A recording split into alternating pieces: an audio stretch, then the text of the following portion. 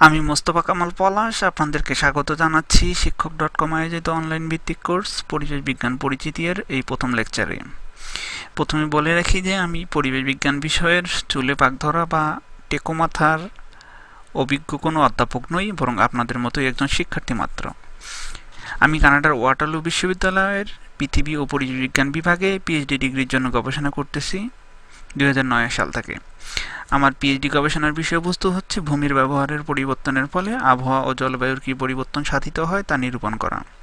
এ বিষয়ে বিস্তারিত আলোচনা করব অন্য একটি লেকচারে। পিএইচডি শুরু করার পূর্বে জাতিসংঘের একটি পুনর্বৃত্তি নিয়ে 2008-2009 শিক্ষাবর্ষে ইটালির the Abdus Salam international centre for theoretical physics থেকে আর্থ সিস্টেম ফিজিক্সের উপরে 1 বছরের একটি পোস্ট গ্রাজুয়েট ডিপ্লোমা সম্পন্ন করেছি। অনার্স ও মাস্টার্স ডিগ্রি অর্জন করেছি শাহজালাল বিজ্ঞান ও প্রযুক্তি বিশ্ববিদ্যালয়ের পদার্থবিজ্ঞান বিভাগ থেকে। আজকের এই প্রথম লেকচারটির উদ্দেশ্য হলো আপনাদেরকে পরিবেশ নিয়ে পড়ালেখা বা গবেষণাতে উৎসাহিত করা। তাই নির্দিষ্ট কোনো বিষয় নিয়ে আলোচনা না করে কিছু আলোচিত সমালোচিত ঘটনার সাথে আপনাদেরকে পরিচয় করিয়ে দেব। আশা করি আপনাদের ভালো লাগবে। আমি পূর্বেই উল্লেখ করেছি যে আমি আপনাদের মতোই একজন শিক্ষার্থী, তাই লেকচারগুলোতে কোনো ভুল ত্রুটি পেলে দয়া করে আমাকে জানাবেন, নিজেকে শুধরিয়ে নিতে চেষ্টা করব। চলুন তাহলে এবার শুরু করা যাক। প্রথমেই আসি পরিবেশ বিজ্ঞানের জন্মের ইতিহাস নিয়ে। পরিবেশ বিজ্ঞানের জন্ম বলা চলে 1800 শতকের শেষের দিকে। 1783 সালে যুক্তরাষ্ট্রের বৈজ্ঞানিক টি.আর. ম্যালথাস প্রথমবারের মতো জনসংখ্যা বৃদ্ধি ও প্রাকৃতিক সম্পদের ব্যবহার নিয়ে একটি বৈজ্ঞানিক গবেষণা করেন, যেখানে তিনি উল্লেখ করেন জনসংখ্যা বৃদ্ধি পাচ্ছে জ্যামিতিক হারে, কিন্তু খাদ্য উৎপাদন হচ্ছে পাটিগণিতীয় হারে। তাই খুব শীঘ্রই মানুষ খাদ্যসহ অন্যান্য ব্যবহারযোগ্য সম্পদের ঘাটতিতে ভুগতে থাকবে। ম্যালথাসের সেই তত্ত্ব 19 শতক ও 20 শতকের শুরুর দিকে ভুল বলে মনে করা হলেও 20 শতকের শেষের দিকে এসে তা সত্য বলে পরিগণিত হচ্ছে। এবারে আসি পরিবেশ বিজ্ঞানের পুনর্জন্ম নিয়ে। পরিবেশ বিজ্ঞানের পুনর্জন্ম বলা চলে 1970 সালের দিকে, যখন 1972 সালে MIT এর একজন বৈজ্ঞানিক, যার নাম মেদোস, তৎকালীন সময়ের সবচেয়ে শক্তিশালী কম্পিউটার ব্যবহার করে জনসংখ্যা বৃদ্ধি ও সম্পদের ব্যবহার নিয়ে টাইম ম্যাগাজিনে একটি বৈজ্ঞানিক নিবন্ধ প্রকাশ করেন। ওই নিবন্ধটির সারাংশটি 3টি পয়েন্ট আকারে আমি আপনাদের জন্য তুলে ধরছি। এখানে টেক্সট ইংলিশে দেওয়া আছে, অরিজিনাল 3টি পয়েন্ট আমি আপনাদের জন্য বাংলা করতেছি। প্রথম পয়েন্টটিতে বলা হয়েছে, পৃথিবীর জনসংখ্যা বৃদ্ধি, শিল্পায়ন, দূষণ, খাদ্য উৎপাদন ও সম্পদের ক্ষয় যদি বর্তমানের হারে চলতে থাকে, তবে পরবর্তী 100 বছরের মধ্যেই সেগুলো বৃদ্ধির সর্বোচ্চ সীমায় পৌঁছে যাবে এবং এরপর হঠাৎ করে বৃদ্ধির হার কমতে শুরু করবে। তাদের ওই তত্ত্বটি গ্রাফেও তারা রূপান্তর করেছেন। আপনারা যে গ্রাফটি দেখতে পাচ্ছেন, এখানে দেখতে পাচ্ছেন 1970 সালের দিক থেকে প্রতিটি উপাদানে বৃদ্ধি পাচ্ছে এবং তাদের এখানে সলিড লাইনগুলো বলা হচ্ছে যে অবজারভেশন যেগুলো হয়েছে, এবং ডটেড লাইন যেগুলো ড্যাশ, এগুলো হচ্ছে বলা হচ্ছে এগুলো হতে পারে।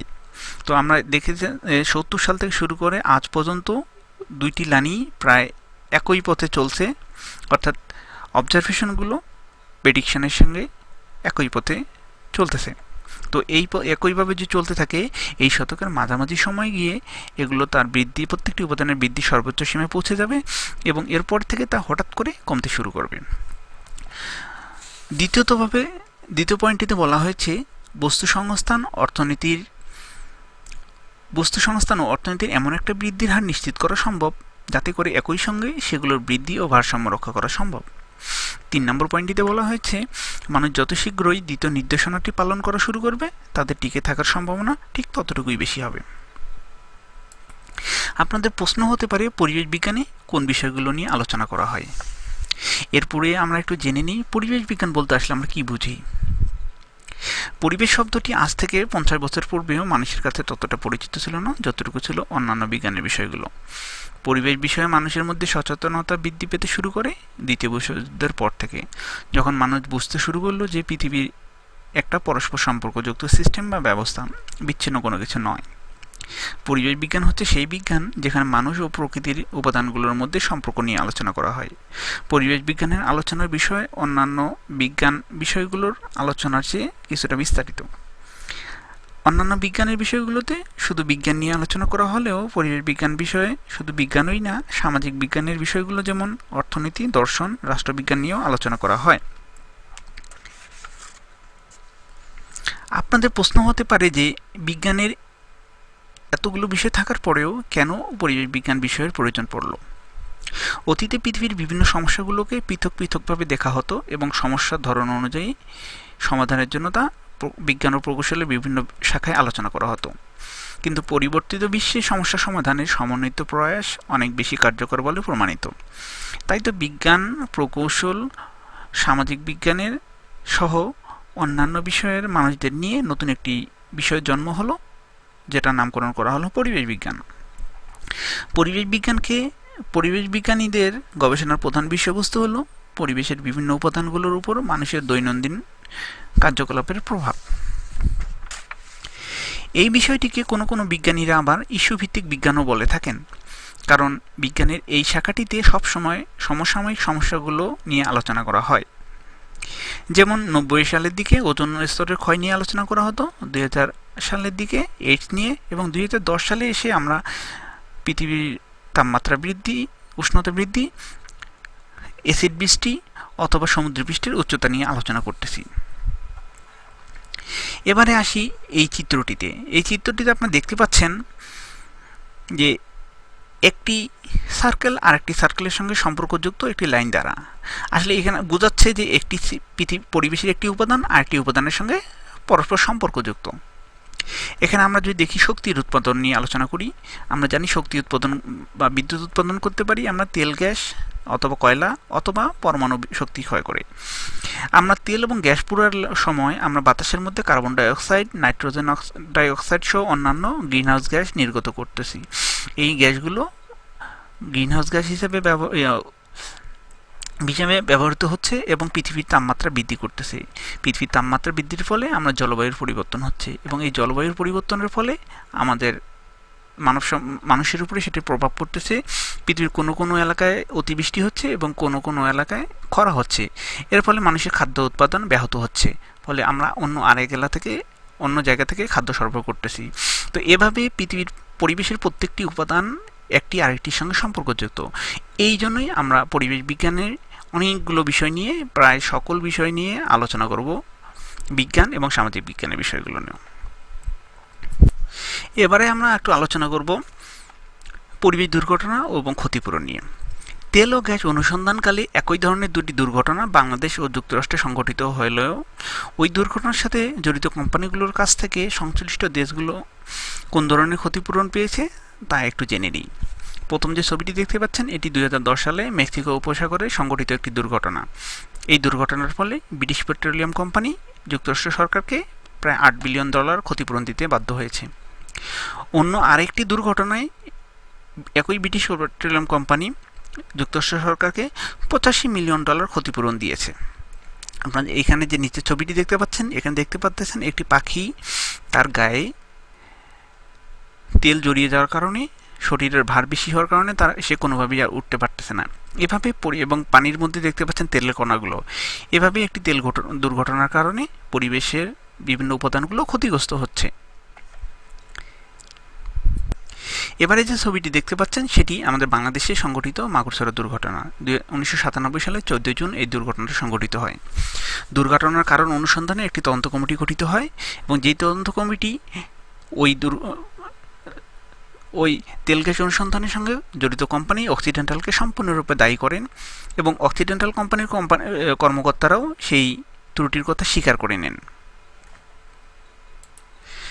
তদন্ত কমিটির কর্মকর্তারা ক্ষতির পরিমাণ প্রায় 14,000 কোটি টাকা নিরূপণ করেন বাংলাদেশি টাকায়।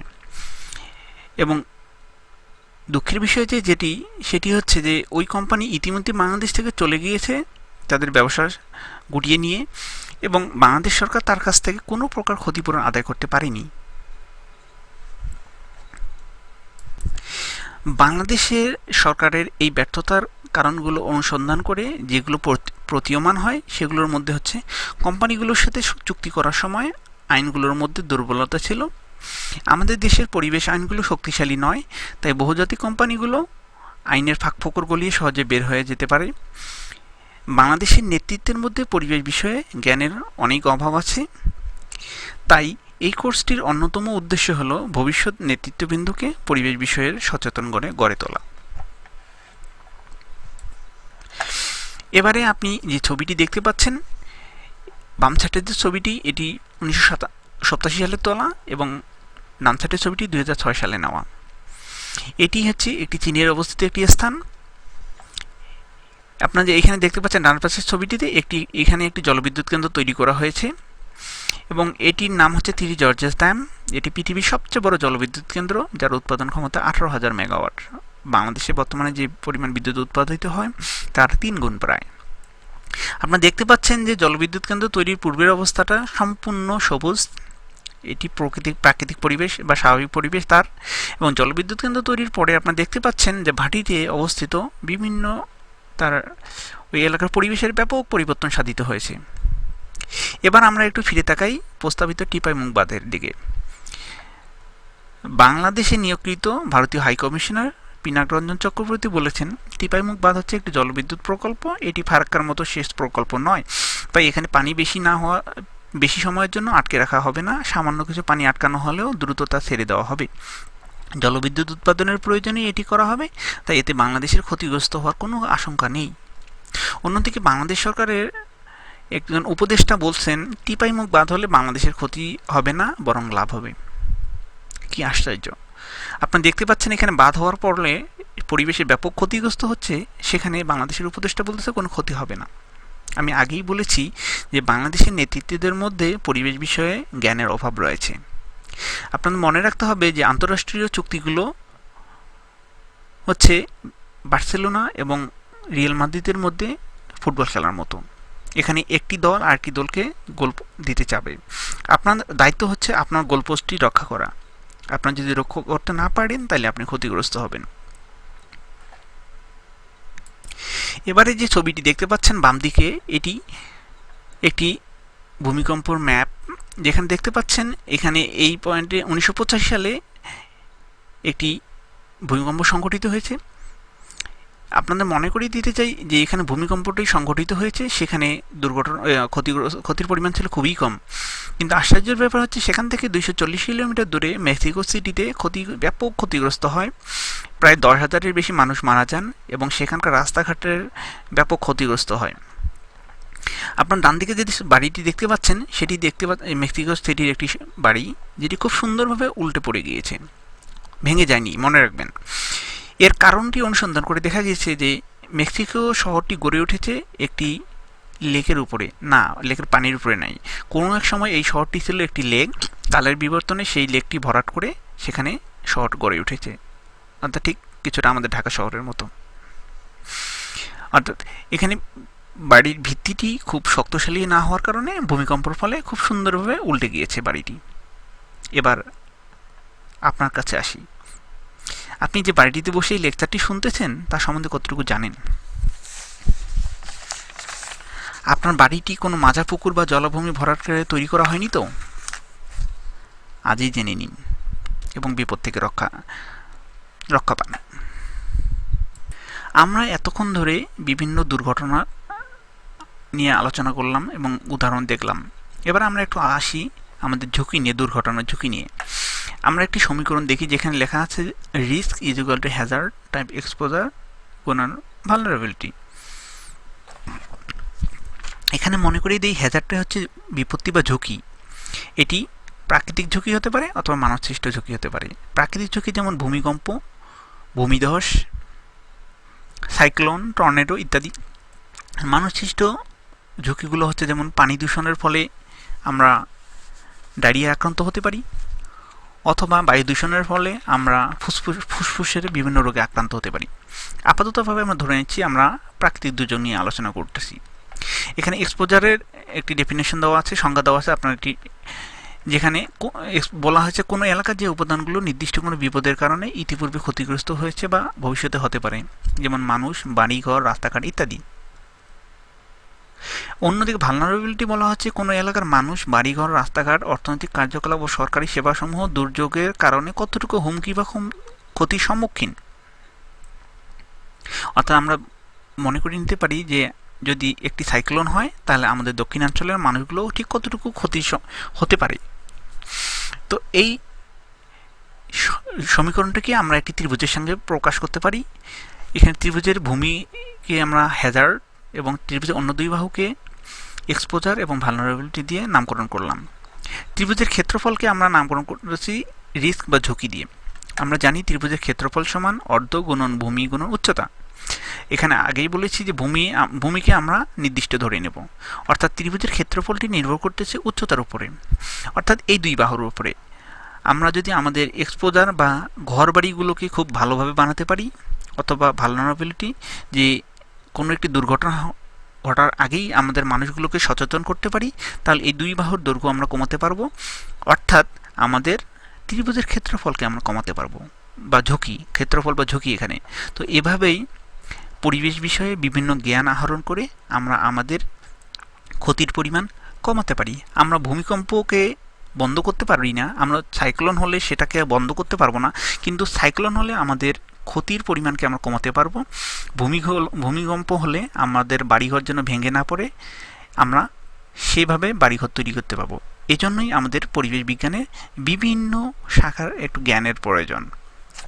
তো এই সাধারণ কিছু জিনিস জানা থাকলে আমরা আমাদের ক্ষতির পরিমাণ অনেক কাটিয়ে উঠতে পারবো।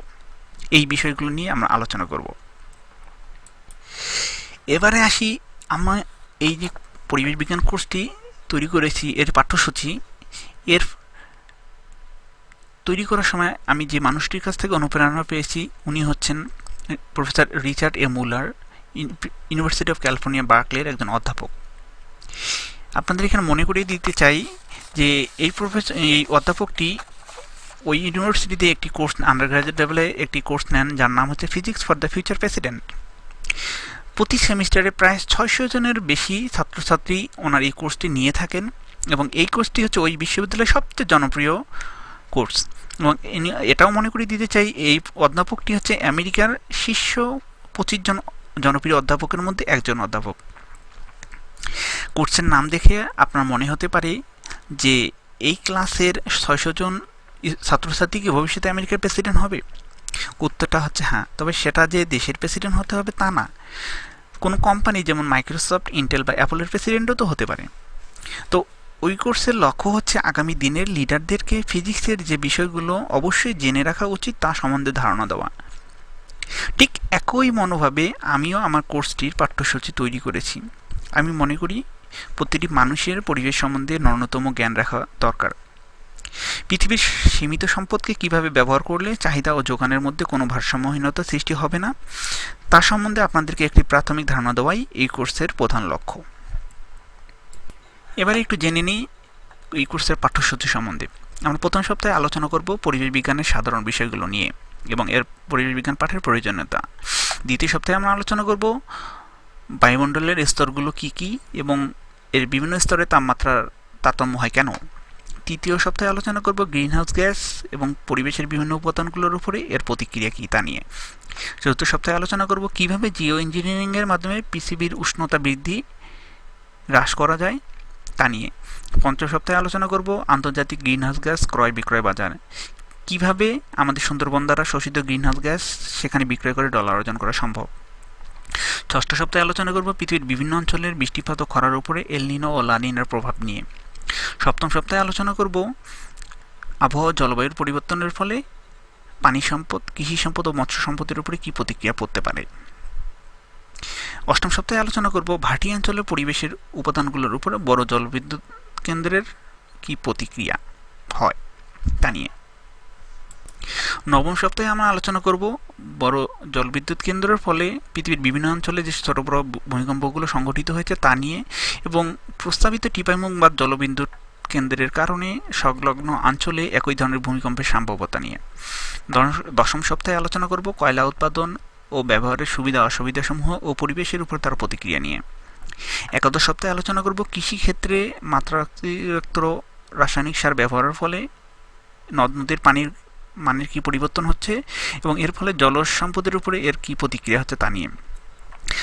দ্বাদশ সপ্তাহে আলোচনা করব ভূমির ব্যবহারের পরিবর্তনের ফলে আঞ্চলিক জলবায়ু ও ভূগর্ভস্থ পানির স্তরের উপরে কী প্রতিক্রিয়া হচ্ছে তা নিয়ে। এখানে মনে করিয়ে দিতে চাই যে এটি আমার পিএইচডি গবেষণার বিষয়বস্তু। ত্রয়োদশ সপ্তাহে আলোচনা করব বর্জ্য ব্যবস্থাপনা কীভাবে পানি, বায়ু ও মাটির গুণগত মানের পরিবর্তন করে থাকে। চতুর্দশ সপ্তাহে আলোচনা করব আবহাওয়া ও জলবায়ুর পরিবর্তন মোকাবিলায় বাংলাদেশের সম্ভাব্য করণীয় কী ও আমরা যা করছি।